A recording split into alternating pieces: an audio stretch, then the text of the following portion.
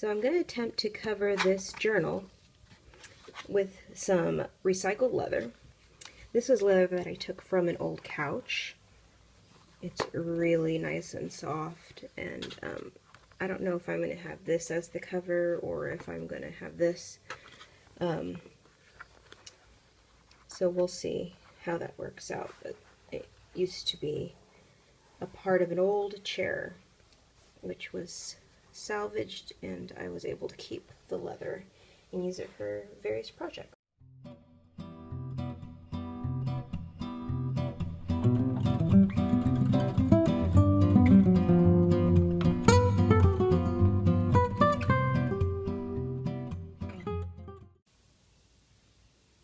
First thing I'm going to do is measure out the leather.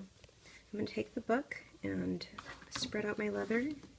And I did not mention this before, but I'm going to go ahead and use this Sharpie to mark my lines.